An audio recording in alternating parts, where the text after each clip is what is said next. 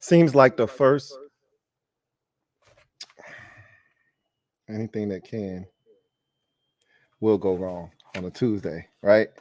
Seems like every first podcast of the week is always the hardest to get up and running. Like everything seems to want to happen at the same time. It's all good though. We're here, we're healthy, and we bat like cook crack. And I got a number of topics that I want to chop it up with you guys about today. So without any further ado, I'm not going to waste your time. We're just going to jump straight into the shits. The Louie T Network podcast starts now.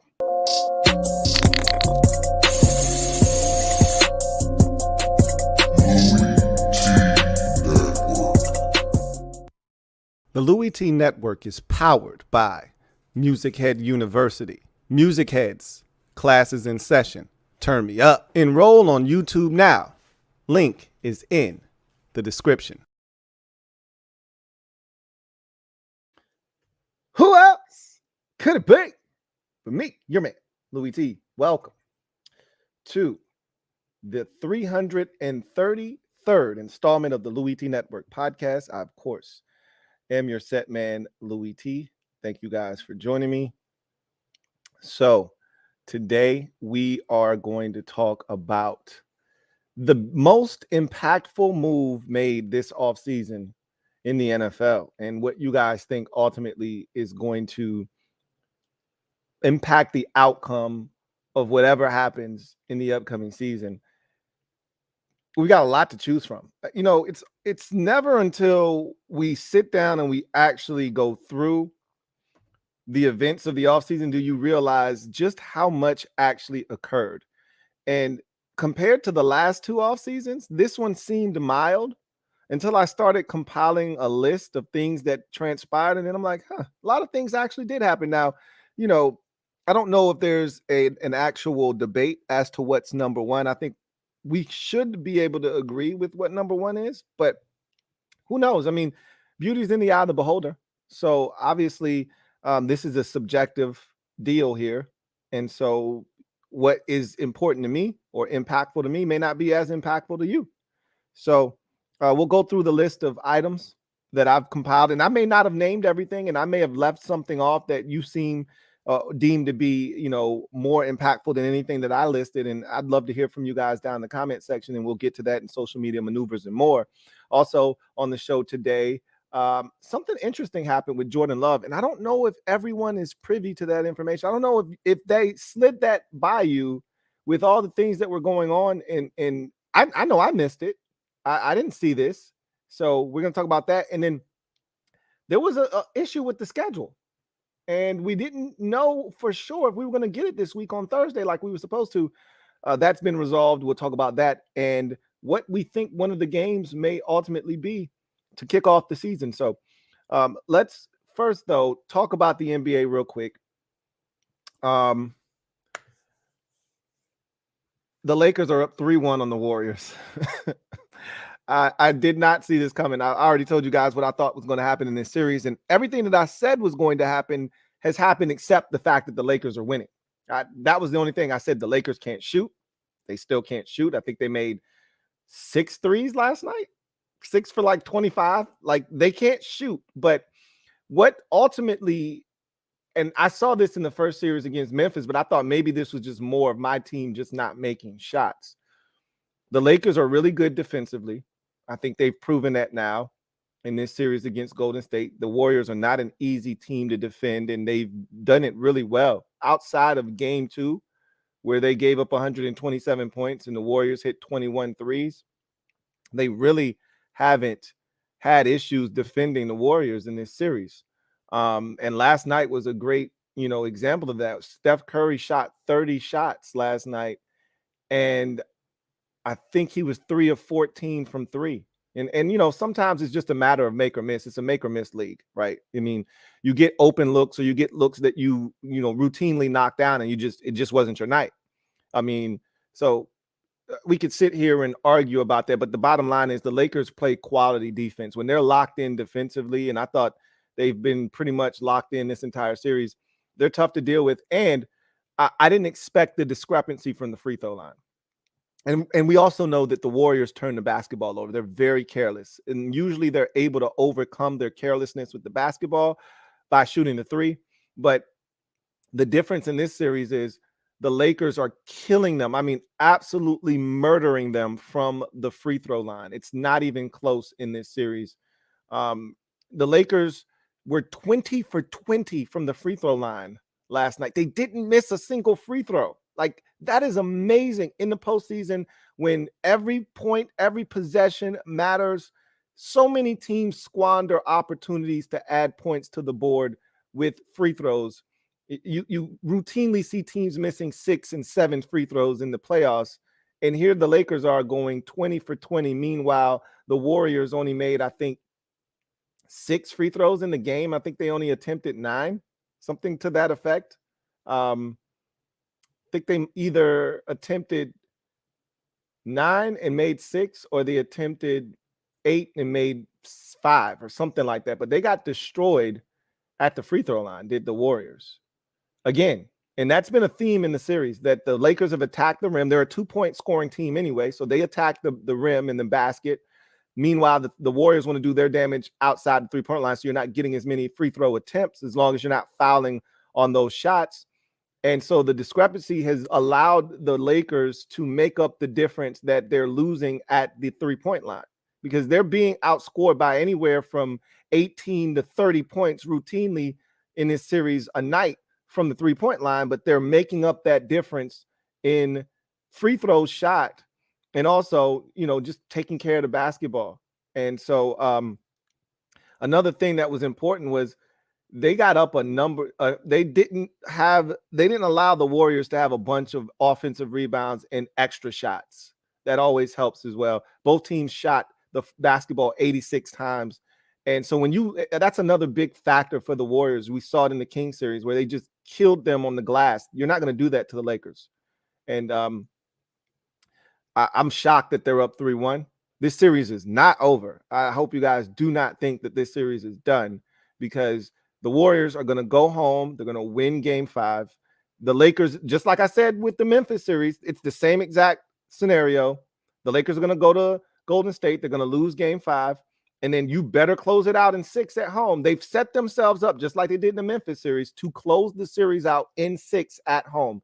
That's where they better take care of business. The Warriors have been a terrible road team all season long. They showed it again in this series, losing the first 2 games on the road. But as they showed in the Kings series, they are capable of winning 1 game on the road, and they won 2 in that series on the road. All they need to do is win 1 on the road. They just got to win the rest of their home games and win 1 on the road. So again, they're going to fight. They're champions. They're not just going to lie down and take this ass whooping into the night, right? They're not just going to go meekly into the night with their tails tucked between, or their tails tucked between their legs. They're going to fight. I expect them to come out, crowd to be raucous. I expect them to win. I expect them to blow the Lakers out. And the Lakers are going to go there and they're going to fight like hell early, but they're not going to have enough juice. And LeBron and company are just going to say, you know what? We'll save our energy, just like they did against Memphis. We'll save it for game 6. And then that's where you got to try to avoid being blitzed on the Lakers home court in game 6, like Memphis got destroyed by 40 in that ball game. So I'll be interested to see what happens there. Meanwhile, Nuggets and Suns just got interesting all of a sudden. It was 2-0. But as we've talked about, a series doesn't actually begin until the road team wins a game. And it hasn't happened in this series. Both teams have done what they were supposed to do, protect home court. I don't see Phoenix right now going to Denver and winning. However, I think Chris Paul being out, I can't stand Chris Paul. He's a bum. Him being out, I think actually makes the Suns a faster, more dynamic offense, if that makes any sense. I think they're a better team without him, but obviously they can't admit that. And when he's healthy, he's going to play. But they have a shot to go on the road. They've got some confidence, but this is a trend. We know this to be a fact. Bench bums, as I like to call them, but role players play better at home. And Joker essentially was trying to do it by himself on the road.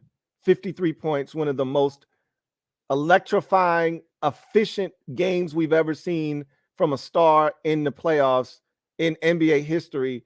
I think he was 24 of 30. I mean, 6 misses from the field? Are you kidding me? 53 points? And he himself was trying to single-handedly will the Nuggets to a win over KD and Book, who were just pouring in buckets left and right, and they have to.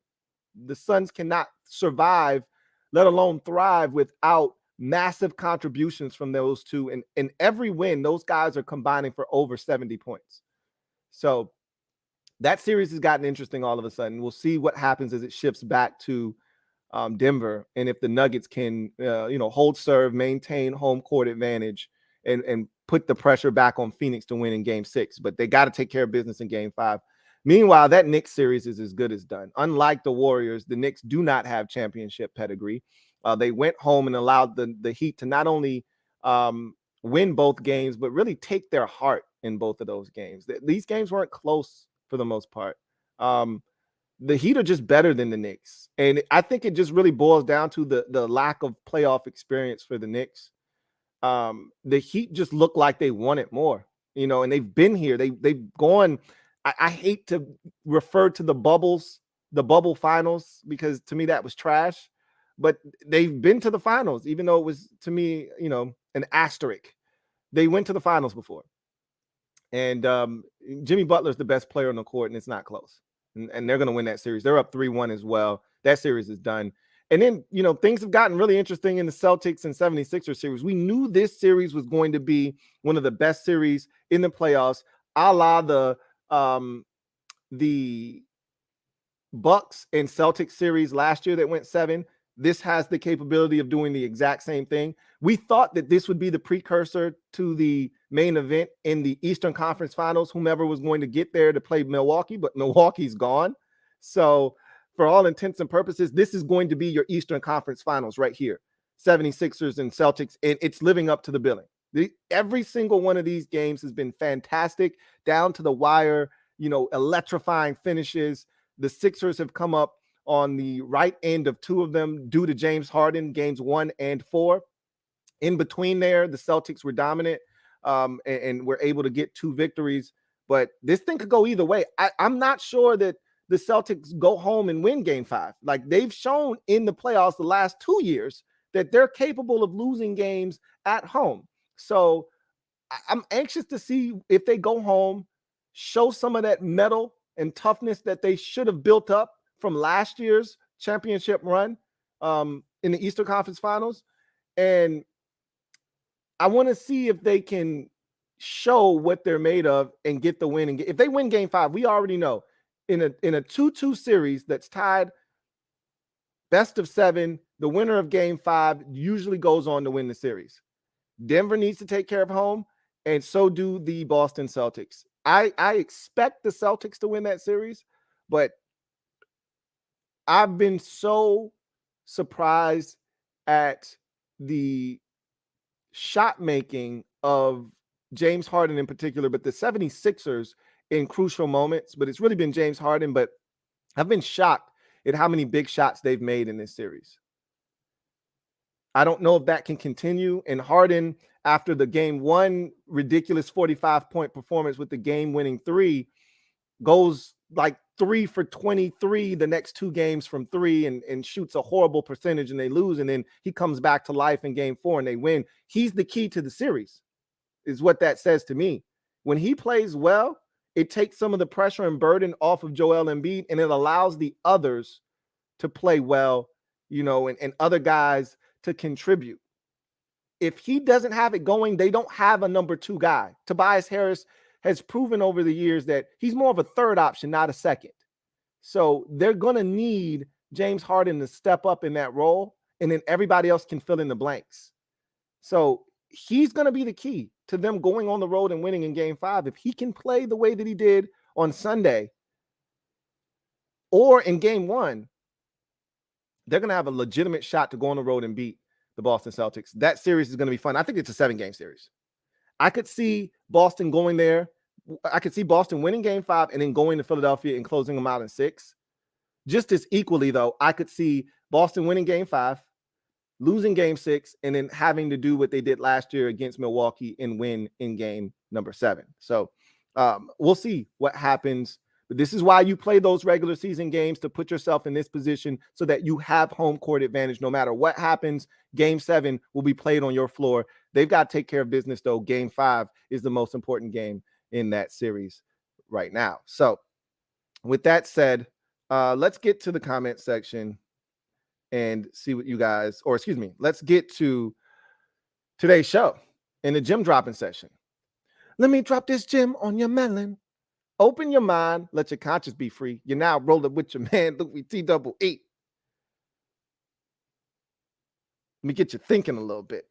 So today's topic of choice is most impactful off season. So move, that is most impactful off-season move. So a lot has been done this off-season in the NFL, as it customarily is. And the question is, what have been the most impactful moves that have been made? It's as I said at the top of the show, you don't really realize how much has transpired until you actually sit down and start listing all of the things that have transpired. So we'll just go through these one by one quickly. I don't really need to elaborate on all of these moves. I may give a cliff note or two for one or two of these or a few of these, but we'll just go through them, and then we can have a discussion about it on social media maneuvers. But first thing that happened that I think is impactful is the Jets acquiring Aaron Rodgers. We talked about that on the last show. We've talked about it, a couple of times. That's a big move. And the Jets have done a lot of things to really fortify that roster before they were able to make the trade for Rodgers. They knew they were going to get that deal done. They had already made up their mind that Rodgers was going to be a member of the Jets next season and maybe beyond. But for sure, this upcoming season, and they were going to push all of their chips into the center of the table, and they were going to go for it. They were a good ball club last year that just missed out on the playoffs because of the quarterback position and the inconsistency there. If Mike White stays healthy, they probably make the playoffs to the Jets last year. So they feel like with the bump that they're going to get at the quarterback position with a first ballot Hall of Famer and Aaron Rodgers, they just feel like the sky's the limit for them.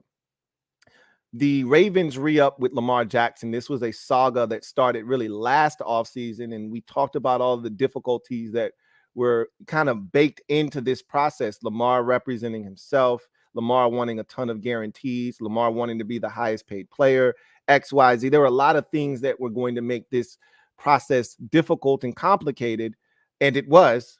But ultimately, cooler heads prevailed. A deal got done. Lamar Jackson is now in Baltimore for at least the next 5 seasons. The Saints, speaking of quarterbacks and changing teams, the Saints signed Derek Carr.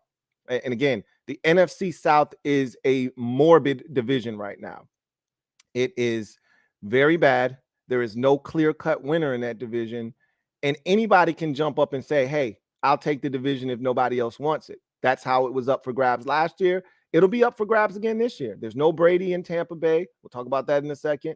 Obviously, the Panthers are going through a rebuild, and they're revamping themselves, and they went out and got the number 1 overall pick and drafted themselves a quarterback that they think can lead them into the future.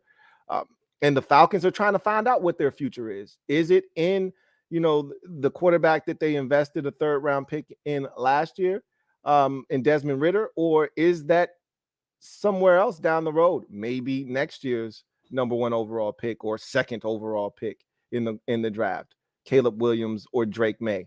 We don't know, but they're still kind of trying to figure some things out. And the Saints are saying, hey, while y'all are trying to figure shit out, Bucks are trying to figure out if Baker Mayfield is, still got some juice or whatever.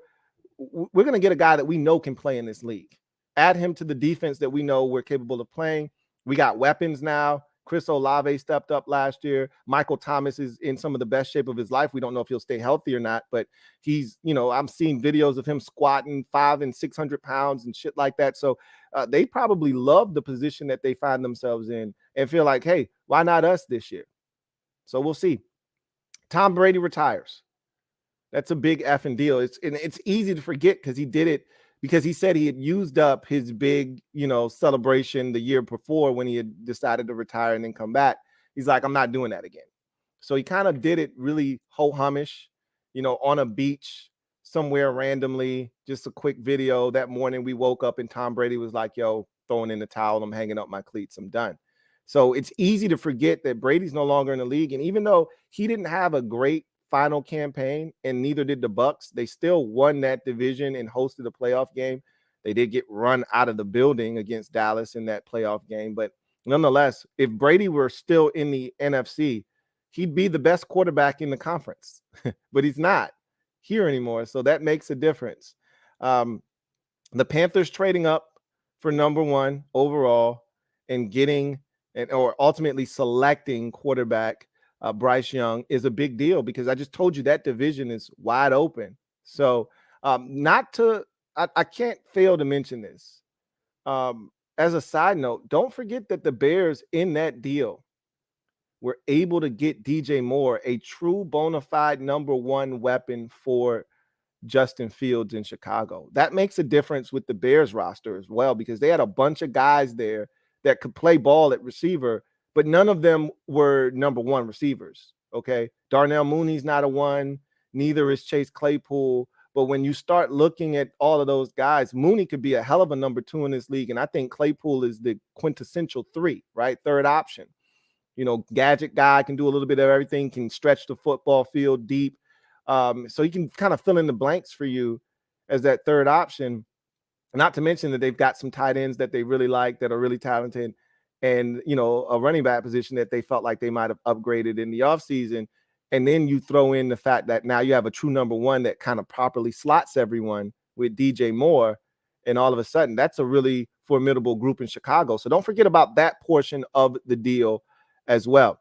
Jalen Hurts got a massive deal, okay, to stay in Philadelphia after one of the best, if not the best performance we've ever seen from a losing quarterback in Super Bowl history. He gets a massive deal. At the time, made him the highest paid player in NFL history. That was then surpassed by Lamar Jackson, but Hurts going to remain in Philadelphia. That's a big deal. It's a big deal for the Philadelphia Eagles, locking up what most people perceive to be one of the young stars of the game. We'll see. Again, 1 year is what we've gotten out of Jalen Hurts at that level, playing at an MVP-like level. He doesn't necessarily need to play at that level again next year. He just needs to show us that last year wasn't a fluke, that he can build upon what he did, even if he doesn't, he had like 22 touchdown passes or something like that. Let's say that number decreases to 18 this year. I don't know how many rushing touchdowns he had. I'll just put that number at somewhere like 13 to 15, somewhere in that neighborhood. Let's say that number drops to 10.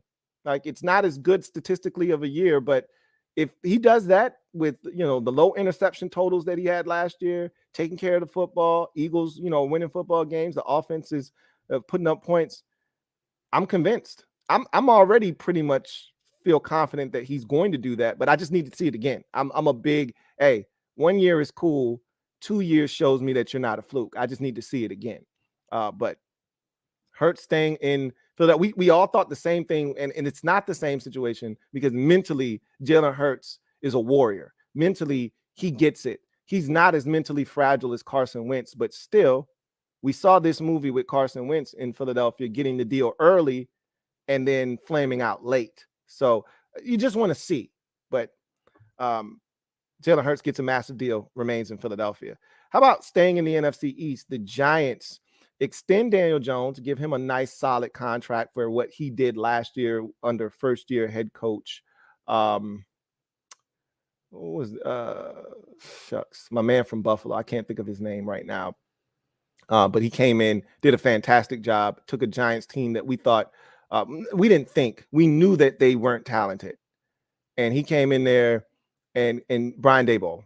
is his name, took that Giants football team and whipped them into shape with the little talent that they had, took Daniel Jones, highlighted his strengths, minimized his weaknesses, and allowed them to win 9 games, make it to the playoffs, and ultimately win a playoff game. And for that, Daniel Jones was rewarded with a new contract. And that contract that they were able to assign him to allowed them to then spend the franchise tag on Saquon Barkley. So that was a twofold move there by the Giants by finding a way to get the extension done with Daniel Jones that allowed them to keep Saquon Barkley on board for at least one more year. And then also trading for tight end Darren Waller was a big move for the Giants this offseason as well. So Giants revamping that football team, did a lot of work in free agency, also in the draft. So that offense is going to look completely different. But the two mainstays are back in New York in Daniel Jones and Saquon Barkley. The Rams traded Jalen Ramsey to the Dolphins. You know, for all of the trades that we thought could happen, Dalvin Cook getting traded,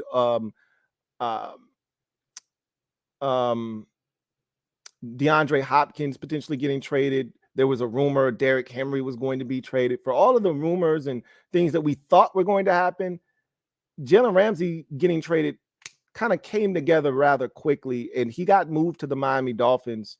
That's a big move because the Dolphins are a dangerous and explosive offense, and defensively they're not half bad, but they needed another guy at the cornerback position opposite of Xavier Howard. Now they have that, and we'll see if that is able to change their fortunes defensively and make them one of the teams to beat in the AFC. The Eagles trade for DeAndre Swift during the draft. The Eagles, what they normally do, it seems like yearly now, it's becoming a routine. It's making a big time trade.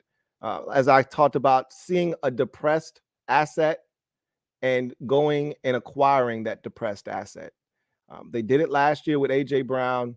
They did it this year with DeAndre Swift. They did it last year again with Chauncey Gardner-Johnson, even though that was after the draft. So Eagles trading for DeAndre Swift, a big move, because while their running back position wasn't terrible, it wasn't going to be as good as it was last year after losing Miles Sanders in free agency. This puts them probably a little bit ahead of where the run game was a season ago if DeAndre Swift is healthy. Broncos hire Sean Payton. You know, again, that's so easy to forget about that. It happened so long ago. But, you know, Russell Wilson was so bad last year, but Nathaniel Hackett was so terrible as a head coach that you almost want to put a lot of the struggles last year that happened in Denver squarely on the shoulders of Nathaniel Hackett, who never belonged in that position anyway, because they only hired him because they thought he could do what he did in New York, which was help land Aaron Rodgers. When that fell through and they ended up getting their hands on Russell Wilson, it didn't go well. And he had a history with Russell Wilson. It's not like they hadn't had a working relationship before, but boy, did that go very poorly. Anyway, I don't think Russell Wilson is done as a quarterback. Like, I think there's still good football in him. And last year was really rough. And I'm pretty sure that was a massive shot to his ego. But we love a redemption story, right? We love a good redemption story. Let's see what Sean Payton has in store for the Denver Broncos. He's now in Denver. They've got talent. We talked about them having one of the more talented rosters offensively last year, and how I specifically talked about how I thought they could win the division and, you know, potentially, you know, win the Super Bowl. That's what we had seen from big time quarterbacks changing teams the 2 previous years, with Tom Brady in 20 and then Matthew Stafford in 21. So logically, we thought the next quarterback up is Russ in 2022. It did not happen, but maybe it's was a year delayed. We'll see with Peyton coming on board. Odell Beckham Jr., shame on you if you step to the old dirty Beckham. ODB signs in Baltimore with the Ravens. This was done before Lamar Jackson signed his blockbuster deal to remain the Ravens quarterback for the foreseeable future. So I told you guys in the moment, this felt like he got confirmation from Lamar before signing there. And a lot of you said, look, it was just strictly about the money. And it probably was. He's already won a Super Bowl. So it's not like he's chasing the ring at this point. Odell is looking to get the biggest payday he could get and got a good one from the Ravens. However, he doesn't want to play with a bum-ass quarterback. We've seen him cut up on the sidelines when shit isn't going well. He's still that guy, okay? Nothing's changed. So trust me, he knew Lamar was coming back. He didn't sign with Baltimore, thinking, hey, I could be playing with, Anthony Brown.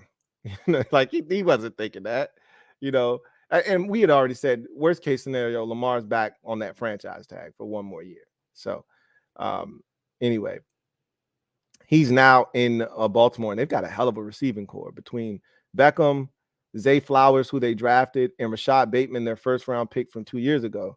That's a hell of a trio, not to mention one of the best receiving tight ends in the game in Mark Andrews and Isaiah Likely, who was spectacular as a rookie at the tight end position. They got weapons for days. This is the best talent he's had around him, and Odell Beckham Jr. is a huge part of that. And then finally, the Cowboys trade for both Brandon Cooks at the receiver position and Stephon Gilmore at the cornerback position, two of their more questionable spots last year in terms of having a second guy. We know CeeDee Lamb is their number one at receiver. They didn't have a number two because Michael Gallup just wasn't right last year. He still was, feeling the effects of coming back and trying to get into the swing of things from his injury.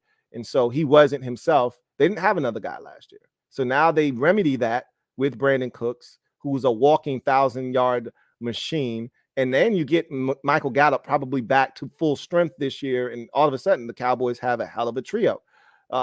Same thing at the cornerback position.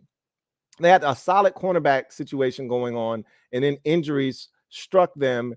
And they went from having, three really solid guys at corner with Trayvon Diggs. I forgot the other corner who was playing well. Then he got injured.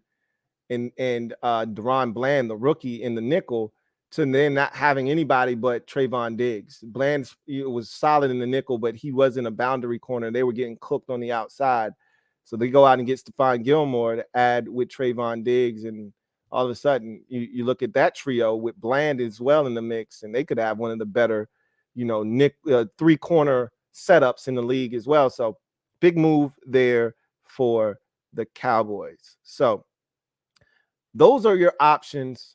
What is the most impactful offseason move that was made? And maybe there's one or two that I missed that you may want to bring up. I think, and I've talked about this already, I think that there are a lot of impactful moves. Brady retiring is huge. Even though they weren't great last year, there was a disconnect there, but who's to say that Brady, because Brady still had it. He was missing some throws and he was out of sync with the entire team. And it started in the offseason, and I talked about it. I said, this can't end well. When you're skipping out on, team meetings and practices in the preseason to go hang out at Robert Kraft's wedding, and you're doing all kinds of bullshit like that, and they're just allowing that. That can't be good for team morale, and Brady can't be locked in. It's the same thing I said when once upon a time Tiki Barber decided to retire and make that decision in season. I'm like, this can't end well. Like, you can't win 1 foot in, 1 foot out. Brady had already signed a deal with Fox, to make him the highest paid announcer in NFL history. And he was about to embark on his season. Like, you're already thinking about your future. You're not locked into the present day Tampa Bay Buccaneer. This can't end well. So maybe, Brady goes back, refocuses, and says, I'm blocking everything out. I'm just focusing on ball. And who's to say that they don't come back and tear shit up? But obviously him retiring changes things. Lamar getting back into the Baltimore Ravens organization and having all of that kind of be smooth over, sing kumbaya, and everybody on the same page is huge, because when he's healthy, the Ravens are among the best in the AFC. They're one of the few teams that really can beat the Kansas City Chiefs in that conference.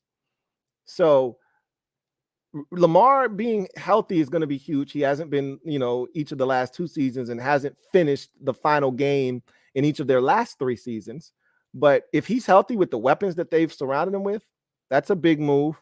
Saints getting Derek Carr. I don't know if it's a huge move, but in a wide open NFC and especially NFC South, who's to say that that's not a move that propels the Saints to the playoffs and potentially makes them dangerous? We'll see. And I really feel like the Broncos getting Sean Payton should change some things in Denver. And obviously, to me, the biggest offseason move, at least the one that I feel like has the chance to be the most impactful, is the Jets getting Aaron Rodgers. The Bills were playing around with the division last year. And had anybody stepped up and challenged them, they could have been in some trouble. The Bills were not themselves towards the end of the season. They started off like gangbusters. And we looked at the Bills and said, okay, they look like the best that the AFC has to offer. And probably by week 10, 11, they started to show some signs of, losing Brian Daboll, but they still were motoring along. But you were like, that didn't look as clean. That loss to the Jets, you're like, that loss to the Dolphins early in the season, you're like, those are questionable. But then we had that big matchup on a Monday night against Cincinnati, and obviously the Damar Hamlin situation happened, and it derailed that. But going into that game, the Bills were still one of the premier teams in the AFC, and they were playing good football. I think they were going to lose that game, honestly, to the Bengals, and we saw it 3-4 weeks later in the playoffs where they got destroyed, at home by the Bengals. I think they were going to lose that game in Cincinnati anyway, but that's nor here nor there. The bottom line is, I don't know if the Bills are ready to stake their claim, sort of like how Kansas City has had to fight off a young upstart in Justin Herbert, and the Raiders making all the moves that they had made, and the Broncos they had to stave off all of those teams in the division and say, nah, this is our shit. Bad. I don't know if the Bills are prepared to do that or not. Like, I don't know if they're going to be able to say, hey, Jets, Miami, chill. This is our shit. The Patriots passed the baton to us. Y'all get in line. This is our shit. I don't know if they're ready to do that or not. This is going to be the year where we find out what the Bills are made of, because there are no more pushovers in the division. The Patriots, even though they may beat them twice, the Patriots are always a tough out. And with them getting Bill O'Brien, and that's probably another move that I left off that you could have put, them getting Bill O'Brien stabilizes that offense. Even if I don't think they have a ton of elite talent, it stabilizes that offense. That shit that they put out on the field last year was a joke. They're going to be much better coached this year. And I think the offense is going to be formidable. And we know Belichick gets the most out of his defense on a yearly basis. So they'll figure some things out. We know what the Dolphins are with Tua healthy, and I think they've got a great backup situation, much better than Teddy Bridgewater provided them last year. Them going out and getting the Jets backup quarterback, Mike White, I think solidifies them as a team that can be dangerous, no matter if Tua's in or out of the lineup. So the Dolphins are going to be problematic. And then I think you also look at the Jets and say, if Aaron Rodgers is locked in, if we're getting the Aaron Rodgers from the previous 2 years to last year, the 2 MVP seasons, the Jets are as good as anybody in football, including the Chiefs in the conference, and not just the Bills in that division. So it's going to be fascinating to see what Aaron Rodgers' impact is on that Jets roster, because he could go in there and change everything like Brady did for the Bucks, or he could go in there and this shit could blow up in their face like it did last year with the Broncos and Russell Wilson. So, or it could just kind of be mid, right? It could just kind of be in the middle. The Jets are solid. They don't scare anybody. We'll see. Remember, even if this thing gets off to a slow start, remember that the Bucks acquiring Brady didn't go off without a hitch, right? There were problems. Early in that season, they got destroyed in the very first game against the Saints. Brady threw a pick six. They got beat up on the road. They were kind of uneven. Brady had the 5-down game. Remember when he was saying, hey, isn't this 4th down? Right? And he thought he was going to get another down against the Bears on a Thursday night, and they lost there. They had some struggles that first year, but then they had the late bye week. They came off the bye. They had a bunch of cupcake games against bad teams like Detroit and, teams like that, Minnesota, that they were able to rack up a bunch of points against. And it gave them confidence heading into the postseason. And they rode that wave into the playoffs and ultimately through the entire deal and won the Super Bowl. So don't be quick to judge, even if this Jets Aaron Rodgers marriage gets off to a slow start. But anyway, I digress. Let's get to our next segment of the show and social media maneuvers. I'm a midday marauder. Y'all know what it is. If you're out there and you want to have your comment read on the air, use the hashtag LouieTLive to have your comment read on the air. If it is pertinent and if time permits, we will get to your comment. If you want to jump to the front of the line and ensure that your comment, because I can't assure you that your comment is going to be read if you don't super chat. If you want to ensure that your comment is read, super chats are the way to do so. With that said, I want to first off remind everyone I got a new channel on YouTube. It's called MusicHead University. So if you love the Louie T Network and you love music, then I'm combining the two and you're getting the best of both worlds on MusicHead University. I've already put out about 5 videos or so. So what I've decided is that every Monday, Wednesday, and Friday, I'm going to release a new video. So I put out a new one yesterday on CC Peniston. So if you haven't checked that one out, please do. I got another one coming tomorrow. And then Friday, I'll have another new video for you as well. And that'll be the schedule for MusicHead University moving forward. So if you love music like I do, and you'd love to kick it with your man Louie T as I go through the crates, digging out, old music, some new music, some things, and having just, a healthy music discussion, go over to MusicHead University and enroll for more great content there. So with that said, the first thing I wanted to start off social media maneuvers before we get to your comments is with Jordan Love's extension. So did you guys know he got an extension? That one kind of went right over my head. I missed this. I didn't know that Jordan Love was extended by the Green Bay Packers. So remember, I had a conversation with you guys. I want to say it was last Friday. Could have been the podcast before that, but I feel like it was Friday last week. It could have been Tuesday last week. Either one. It was one of those 2 episodes, either 331 or 332, where I talked about teams in the league speaking about how inept the first round of the 2020 draft was. And 12 players received their 5th-year option picked up. So that means 20 players in the first round either had their 5th-year option declined or they were flat out released by the team that drafted them in the first round. And so they weren't eligible to have their 5th-year option picked up. So 20 players in the first round did not have their 5th-year option picked up. That is a record for the first round in the NFL draft. So Jordan Love was a part of that 2020 draft class. He's the guy that everyone forgets about in that 2020 quarterback scrum that we talk about with, Burrow, Herbert, Tua, and then Jalen Hurts is a 2nd-round pick. We easily skip over Jordan Love because he just hasn't played, but he was a first rounder. He was the 4th and final first-round pick of that 2020 draft class. And so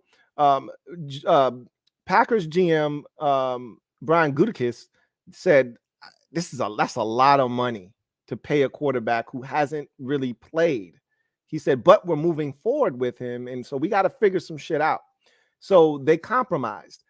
Jordan Love, if they would have picked up his 5th-year option, would have been guaranteed $20.3 million. It's the same kind of struggle Washington was going through with Chase Young when they said, hey, we really would like to pick up the 5th-year option on Chase Young, but he hasn't really played a lot, similar to Jordan Love. And 17, and some change $1 million is a lot of money for a dude that we just aren't sure about. clearly the Packers felt the same way about Jordan Love. So what they did was they gave him a 1-year extension. So obviously this year, he's on the 4th year of his rookie contract. Next year would have been the 5th year that he would have been fully guaranteed. So they signed, instead of him having that 5th year option picked up, they just signed him to a 1-year deal to take the place of that 5th year. And so it converted some of his money over to, money this year. So $7 million worth of his salary is paid to him this year. So he's getting a little bit of his money up front. But more importantly, the deal is worth roughly $13.5 million in terms of a base, right? Or guarantees, I should say. It's $13.5 million that 1-year deal is. It's a 1-year, $13.5 million deal that can get up to 22.5 with incentives. So really, winning games, snap percentage, milestones and landmarks, touchdown passes, touchdown to interception ratio, things of that nature. So if he hits a lot of those goals, as he does, the Packers win games, he's hitting milestones, he earns more money. But it allowed them to bring that number down from 20 million to roughly 13. And if he plays well, then they'll feel like he's worth it, and they don't mind giving him 22 million, which will be more than the 20 he would have gotten. But at that point, he would have proven himself to them. So they don't mind paying him. So I just found that interesting. I've never seen that done before. But this is a very unique circumstance because Rodgers stuck around for so long that they never really got a chance to see him play. And they still don't know what they have. So thought that was a unique set of circumstances for a unique situation. And now we're going to see how it plays out on the football field. I don't know if you guys saw that. I missed it, completely missed it. But, I got you if you missed it. But I had to make sure that I cleaned that up. So let's get to the comment section and see what you guys have to say. Have a super chat here from John Perez, my guy JP. Thank you for the super chat. Greatly appreciate you. Who writes, how do you feel about the Bucs firing Coach Bud? I didn't love it. I thought that was a bit premature. Man, just won you a finals chip 2 years ago. Last year, you didn't get it done in Game 7, but you had injuries, right, against the Celtics. If you were fully healthy, you probably win that series against the Celtics, but you weren't. Yeah, first round exit is very disappointing. And, Giannis getting injured. I'm telling you, Giannis getting injured in Game 1 really altered the course of that series because it gave the Heat the confidence. Look, I'm not saying that they still wouldn't have won the series. I just feel like everything changes if Giannis is healthy. I don't think they steal Game 1. Maybe they beat them in Game 2, and maybe they have, the confidence going back home to win and then, ultimately win the series. But a healthy Giannis probably leads them to a victory in Game 1, and then you just see what happens from there. But, once the Heat gained that confidence, they never relinquished it in that series. And the Heat have always played the Bucs tough in the playoffs regardless. So it was going to be a challenge, but a healthy Giannis probably provides them with a little bit more of a chance to win. So, yeah, it's disappointing because Giannis wasn't out the entire series. He only missed 2 games.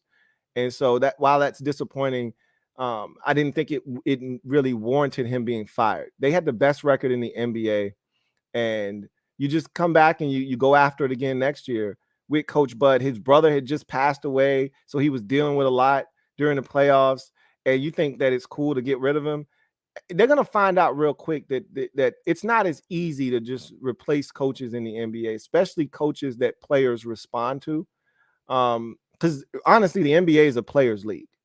So the players run the entire association, and the coach is kind of just there as a guy that they like, that they may listen to. It just depends. You get the right coach that has the ears of the players, and they respond to that guy. And they responded to Coach Bud. So I thought that was some bullshit, honestly. But we'll see. If they don't have the best record in the NBA next year, if they don't have the number 1 seed in the East, we're going to come back to this, and we're going to talk about this. If they don't get the most out of this team, I don't know if the Bucs were ever going to win another championship. I thought the stars aligned for them 2 years ago when they won the chip. with everybody getting hurt. Remember, that was a playoff that saw all of the stars pretty much get hurt, and it cleared a path for Giannis to win what I think is ultimately going to be his only NBA championship, but at least he got one. I don't know if they were ever going to get back there, but I think, and we'll see, because sometimes when you change coaches, you give yourself a spark. They had the #1 record in all of basketball. It's not like they were the 3 seed in the East. They just lost in the first round, and injuries played a part in it. So anyway, I didn't agree with it. Reedy Davis, thank you for the super chat. Greatly appreciate you. Reedy Davis writes, Lou, we got this, Laker Nation. It looks like you got it. It looks like you got it up 3-1. I think you're going to win the series now, honestly. I think you're going to win it in 6 at home because they're not a good road team. I for whatever reason, I knew you could hurt them inside, and you have. I did not envision them not. I didn't envision their advantage at the 3-point line not being a bigger advantage in the series. And again, you've been able to counteract that by going to the free throw line.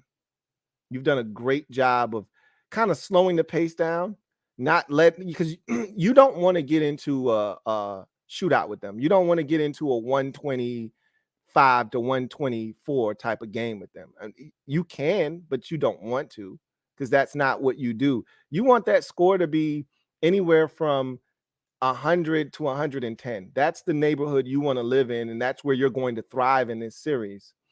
And you've been doing a hell of a job of doing that, and some of these games have, gotten just slightly past 110. I think the game the other night was like 114, 111. That's where you need to be, right? And you've killed them at the free throw line. And so I've been shocked at how efficient you've been in this series. Very efficient basketball the Lakers are playing right now. Mr. Pink, thank you for the super chat. Greatly appreciate you. Mr. Pink writes, sup, LT? Double E turning heads, turning 33 on 3-3. Congrats on 3-3-3. That's a lot of threes, man. Appreciate it. And big ups to whoever's turning 33. So a lot of threes there. DeAndre Brown, thank you for the super chat. Greatly appreciate you. DeAndre writes, Lou, you was wrong about the Cubs versus Lakers. Lakers in 5, Lou. I was wrong about a lot in the series prior, but I wasn't wrong about how it was going to go down. I told you we couldn't afford any more injuries. I said any injury to the Grizzlies, we're done. And Luke Kennard went down after game 5, didn't play in game 6. We already didn't have enough shooting to begin with. You take our best shooter from us, there's no floor space, and you blitzed, Desmond Bane off the pick and roll and said somebody else is going to have to do it. We didn't have any other options other than Ja. So, again, great strategy by the Lakers. But I think you've been saying Lakers in 5 every series, and you've been wrong. I think you said Lakers in 5 after you beat us in game 1 last series, and that was wrong. And you're saying Lakers in 5, and you're going to be wrong again because the Lakers aren't going to Golden State and winning in game 5. I think you're going to win in game 6, though. All right. John Perez, thank you for the super chat. Greatly appreciate you. My guy, JP, double up. Thank you for doubling up. My guy, JP writes, I need LA to go for the throat in game 5 and end this thing. Don't want to give the champs any life. Facts. I mean, it would be great. And I thought you did a great job in game 4. You did the same thing you did against Memphis in game 4. You hung around because you were losing most of game 4. You were trailing, but you just hung around, and you gave yourself a chance, and then you stole it at the end, just like you did against Memphis. But I think it's going to be very similar to that series. Everything's going down exactly the same. You stole game 1 in the first series. You got blown out in game 2. You go home, you blow them out in game 3, and then you barely win game 4. That's exactly what happened in the first series. And then game 5, you went to Memphis, got your asses kicked, and came back home and then did the ass kicking. I think that's what's going to happen in this series. I don't know if game 6 will be as big of an ass kicking as it was against Memphis, where you won by 40. But I think you're going to lose. I think Golden State's going to come out with a ton of energy. If you can withstand the early run, because they're going to come out juiced up, crowd is going to be raucous. They're going to come out firing early in that game. And Clay might hit, 5 threes in the first, 25 minutes of the game. And Steph might hit 7. And, Jordan Poole might come to life.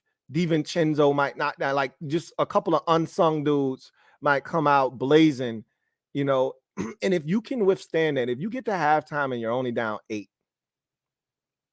you're going to have a chance. You get to halftime, you're down 13 or you're done. You're cooked. You're going to get your ass kicked and you're going to have to go back home and win it in 6. So you would love to go for the jugular in game 5.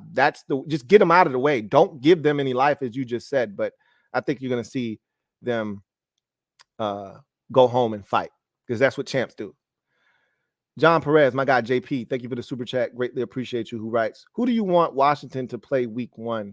I've already said I would love to play the Arizona Cardinals in week 1. I just want Sam Howell to have an opportunity to get off to a fast start. Somebody hit me up, though, and I want to say it was Kevin the PRF.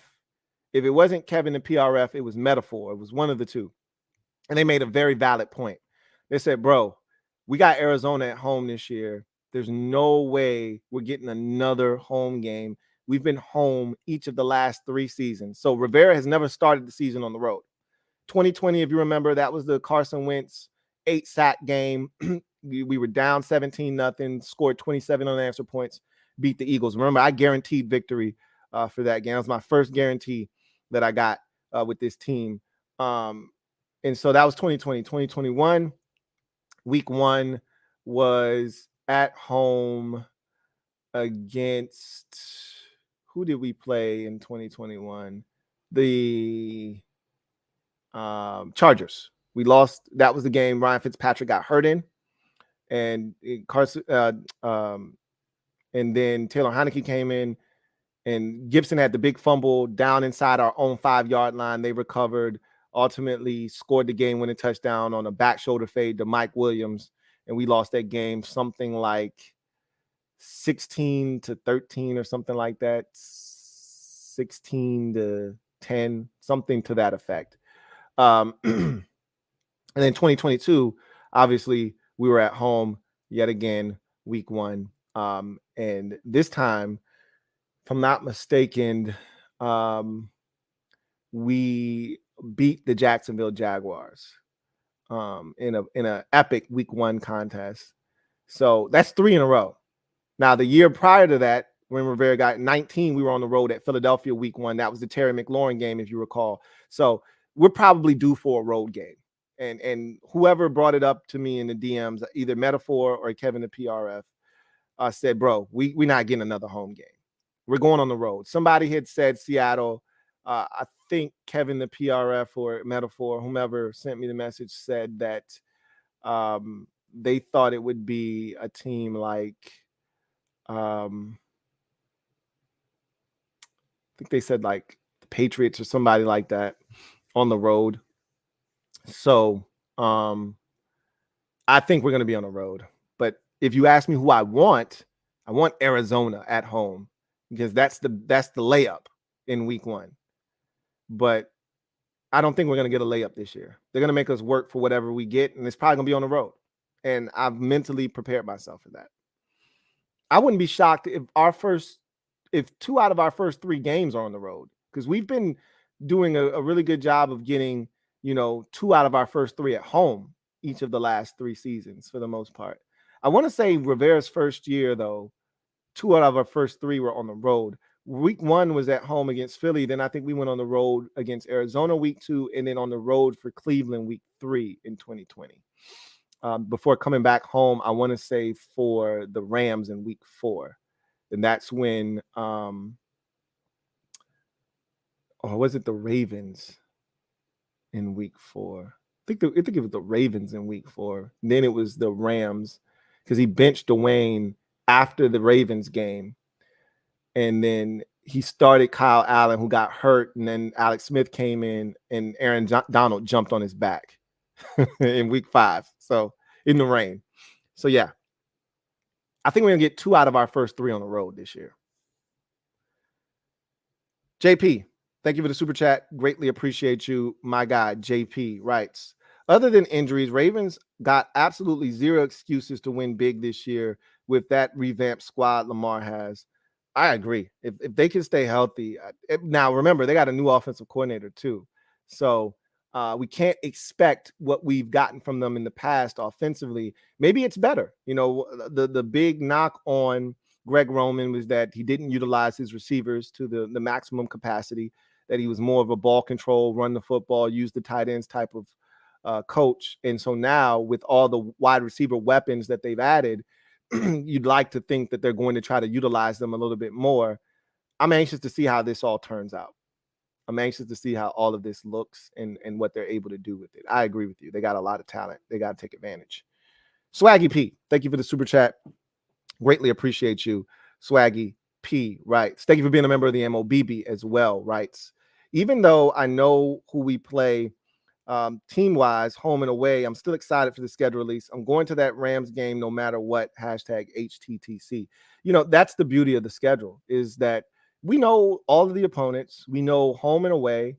We just don't know when they're going to be played. And it's not only when they're going to be played, it's, you know, night, 4:25, 1 o'clock, Thursday, Sunday, Saturday. This year, we've got a Black Friday game. We'll talk about that, a little bit later on. You know, Monday, you don't know when you're going to play these games. So that's what makes the schedule release so fun, because it's the first time you get a chance to take a look at the schedule and assess what you truly feel like this team is capable of. Because it's easy to say, oh, we got this team and we got that team, like we did last year when we said, oh, we're playing Jacksonville and Indy and Houston and Tennessee, and we're playing Detroit and Chicago and Minnesota and Green Bay. Like, these are games we feel like we can win. And so it's easy to kind of look at that, but you don't know when you get those games. Had we gotten Jacksonville in week 11 opposed to week 1, we wouldn't have beat the Jaguars last year. We got them early, and that made all the difference in the world. We knew we were playing Jacksonville, but when we played them, made all the difference in the world. We don't get week 1 Jacksonville. They put 40 points in our head and we lose that game. So when you play these games, is just as important as who and, you know, the venue and all of that stuff. What's more important is when you get that team. Some teams figure it out early. Some teams limp to the finish line. And when you get them is important, because you can either get caught in a whirlwind. They could be cutting through teams like a hot knife through butter, or they could be struggling over here. Injuries have taken effect. They're not the same team that they were early in the season. And now you're getting a crack at them, and they got a backup quarterback and they're missing 2 receivers. So that's what makes the schedule great, is you just don't know. But it's great to be able to put team and time all in sequence with one another and be able to say, okay, this is how the schedule lays out. So should be fun. And you know what you got to do with that Rams game no matter what. But we'll talk about that when the time comes. Reedy Davis, thank you for the super chat. Greatly appreciate you. Double up. Thank you for doubling up. Reedy Davis writes, Lou, can we put together a deal to keep all 4 on that D-line? Would make our defense elite. They could. Again, do they want to do that is one thing. And 2, can you afford to do that? I think the question of affording it, they can afford it, but do you want to do that? Is that smart financially? Is that going to come back to bite you in the ass down the road? We've seen situations where teams overspent at one particular position and how it cost them down the road. It happened with the Raiders, with Khalil Mack. The Raiders overspent on the offensive line, spent their money on Derek Carr, so they were allowed to overspend on the offensive line because they weren't paying a quarterback. Derek Carr was still on his rookie contract. That rookie deal, because Derek Carr was not a first-round pick, he was a second-round pick, so there was no fifth-year option. They had to pay him a lot sooner than they would have had he had that fifth-year option baked in. But they knew that. It's not like that was a surprise. They knew Derek Carr was a second-round pick that they were going to have to pay, and they overspent on the offensive line, spent a ton of money on that O-line, and then had to ante up for Derek Carr. And when they turned around and looked, it was like, shit, we got to sign Khalil Mack. And he was like, where my money at? And they was like, yo, we working on that. He was like, no. Where's my money? Run me my money. And they was like, just give us a chance. We'll figure some things out. And he's like, all right, you know what? Trade me. You don't want to end up in that situation because you overspent on the defensive line. Then Sam Howell turns out to be good. You got to pay him. And then you look up and Jahan Dotson is ready to get paid. And you're like, hey, Jay, come on, man. Peak game. So we spent all our money on the D-line, and then we had to break Sam off. And yeah, so we don't really have the money for your deal right now. But if you let us franchise tag you, then we can talk, because then some of this money come off the book. Like, ain't nobody trying to hear that shit. So at some point, you got to be able to make decisions that are smart, not only for now, but into the future. I think signing one as opposed to both of them is the smart thing to do. Again, their play on the field will alter the decision one way or the other. If they both ball out this year, then they got a decision to make. And I think that decision is probably re-sign one, franchise the other, and then at least you'll have them for one more year before having to finally part ways. But you could easily just say, hey, keep the one that you deem to be the guy that is the one you want to roll with in the future, and let the other one bounce, and just say, hey, we appreciate everything. Good luck in all your future endeavors, and just be done with it and get your third round compensatory pick in 2025. Right. So we'll see what happens ultimately. But I don't think re-signing all four of them is the smart thing to do. They did the right thing by re-signing the two interior dudes, because it's hard to find those kinds of guys. You can find an edge rusher. All right. You can find an edge rusher. You can't find, it's hard to find, I should say, two of what we found on the interior of this defensive line. and the worst type of pressure is interior pressure. It's hard to get away from that. So they did it the right way. Mr. Pink, thank you for the super chat. Greatly appreciate you. Mr. Pink says, March 3rd, I'm 33. Anyway, Cole Turner, best tight end or no? So your birthday was 3-3.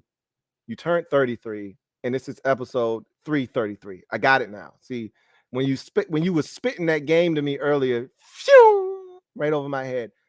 Double up. Thank you for doubling up too, Mr. Pink. Really do appreciate you. So it went right over my head. Is Cole Turner the best tight end on the roster or not? I don't know. I wish I had an answer for you. I was so excited when they drafted him last year out of Nevada, and he just didn't play enough last year. Right now, my money's on Amani Rodgers as being the, the most dynamic tight end that we have, and that's the guy that I'm the most excited about right now. But Cole Turner isn't that far behind. So I'm anxious to see in year two, with a coordinator that had a premier tight end in Kansas City, what they're going to do with the tight end personnel that we have.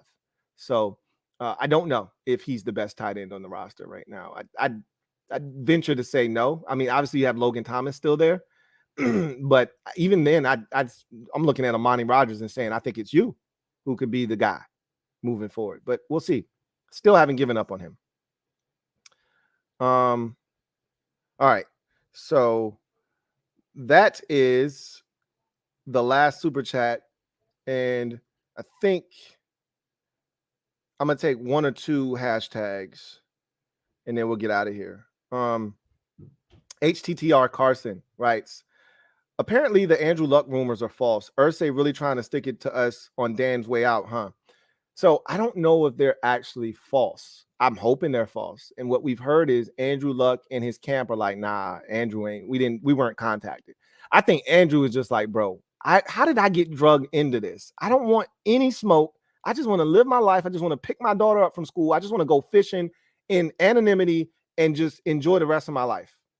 So he's like, whatever I got to say to make this shit go away, let's just do that. And I think he got with his team and was like, yo, we didn't hear from them. I just want this to go away. And I love it. So whether they contacted him or not is of no consequence. Is what can the league prove? That's ultimately what it boils down to, is what can they prove? If they can't prove a damn thing, then we get off scot-free. If they can prove anything, and the league has been petty for years, and if they want to get your ass, they can get your ass. And I'm hoping that Dan being gone, if Dan was still here, they would have got us for something. Just like Deflategate, when they didn't have shit on Tom Brady and they still suspended him for 4 games. If they want to pin some shit on, because they're the judge, the jury, and the executioner. So if they want to pin some shit on your ass, they can. So with that thought process in mind, if Dan were still owning the team, if they knew Dan was going to be here long term, I think they would have stuck it to our ass. Bare minimum, a 3rd rounder. However, with Dan on the way out, they may just let this shit slide and say, hey, we found no wrongdoing by Washington. Nothing to see here. Keep it pushing. I'm hoping that's what happens. But the fact that we've been having this conversation bothers me because we should not be here. We should not be discussing this. Anyway, I digress. Let's go ahead and transition to our final segment of the show and garbage time. So I talked about the NFL schedule earlier. All right. And it's going to be released on Thursday. So initially, we were told Thursday, May 11th, schedule is going to be released. And we were rolling with that. And then what ultimately happened was they weren't sure that the schedule makers were going to be done. And, you know, in my mind, I'm thinking, what else were they doing? Like, how could they not be done by the deadline? But, you know, the league office always has some shit going on. And, you know, it's not easy to put together a schedule. We sometimes forget that it's not like it's computer generated. You know, I'm pretty sure they plug these into a spreadsheet or a computer or something, but this isn't just set it and forget it. Like, they got to actually juggle. Okay, this team is home, this team's away.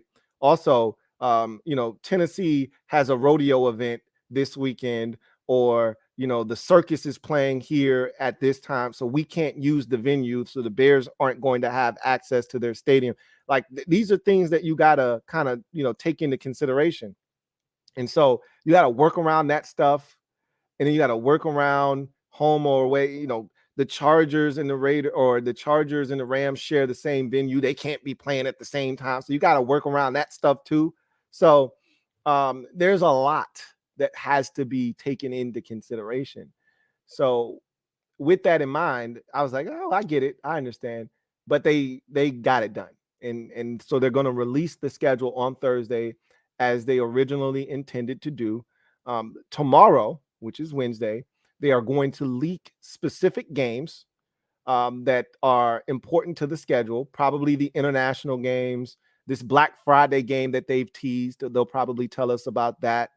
And maybe the first game of the season, right? The kickoff game on Thursday night to kick the season off with the Chiefs playing against someone, and then the Monday night game. And so, speaking of the Monday night game, Brian Baldinger brought up a great point that the first Monday night game of the season will be played on 9/11. So with that in mind, both the Jets and Giants play one another this season.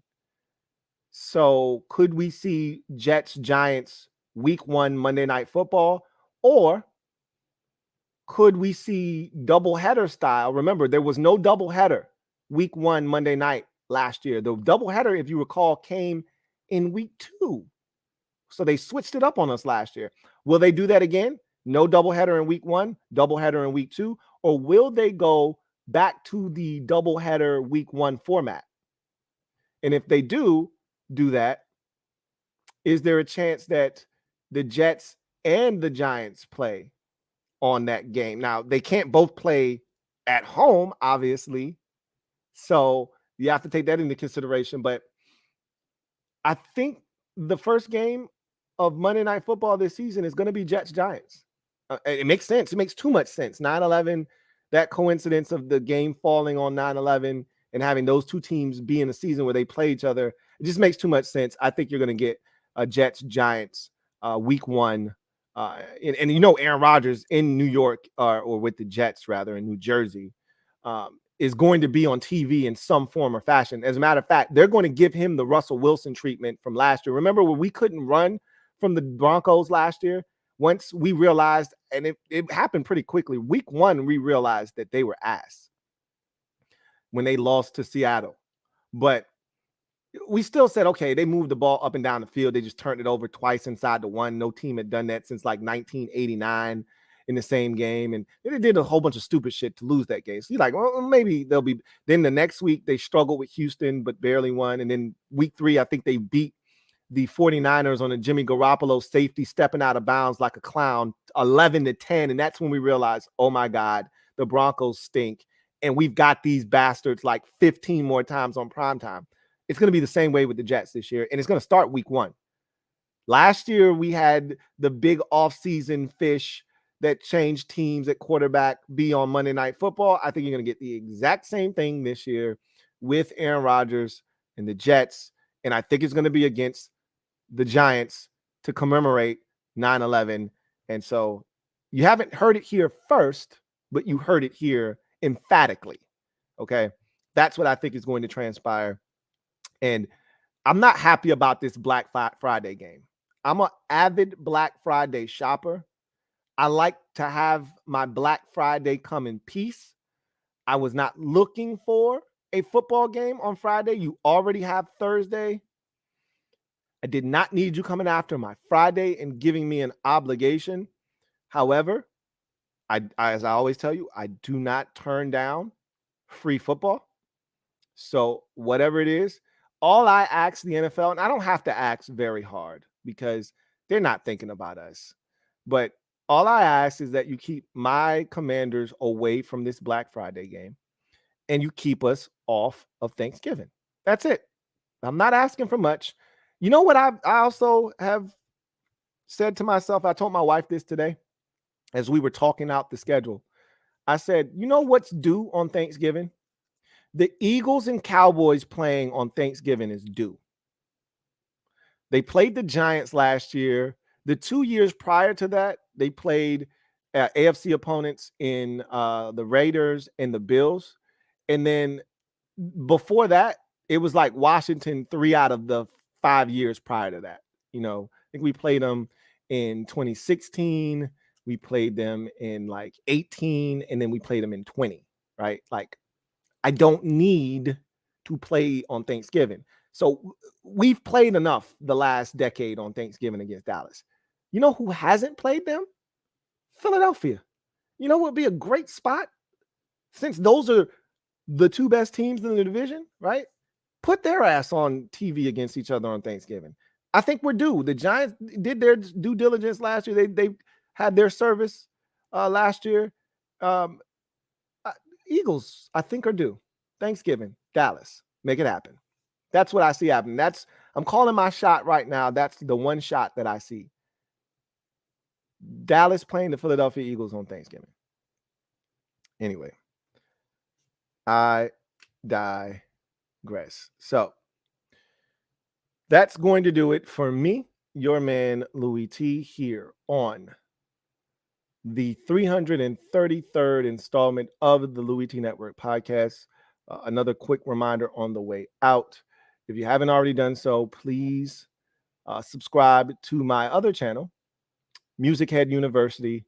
Again, if you enjoy music and you enjoy me, your man Louie T, chopping it up, talking about music, that's where you want to be. So subscribe to that channel. Uploads are every Monday, Wednesday, and Friday. And we're talking about every genre other than country music that you can think of. And we're playing music and we just kicking it, man. So if you enjoy that kind of content, MusicHead University, down in the description of this video and every video that I upload. And also my girl Condo P is also taking the liberty to drop it in the chat, the live chat. So if you're in the live chat and you need the link, it's already been provided for you there as well. Please go and check it out and support. Again, if you aren't a fan of music or you're not a fan of that kind of a channel, please don't subscribe. All right. Just want core loyal subscribers over there. That's what helps with the algorithm. So please, by all means, if you're going to watch and support, sub up and become a member or a enrollee of MusicHead U. So with that said, I'm going to glide to the side and get out of here and allow you guys to get back to whatever it was you were doing before I rudely interrupted. I look forward to chopping it up with you guys on, I think Friday is going to be the next target date for the podcast. Could be Thursday, but more likely than not, it'll be Friday. Meanwhile, if you're a Washington Commanders fan, we'll be live Thursday night. Schedule will be dropped. We'll get some tidbits dropped tomorrow, so we'll have a little to talk about tomorrow, but Thursday night will be the night, like Betty Wright. We'll get it in on Thursday night, and we will comb over that schedule with a fine-tooth comb. Should be a blast. Looking forward to it. Bart Scott, can't wait. In any event, you guys, get out of here. I'll see you guys next time. God bless, and good night. LouieTeeNetwork.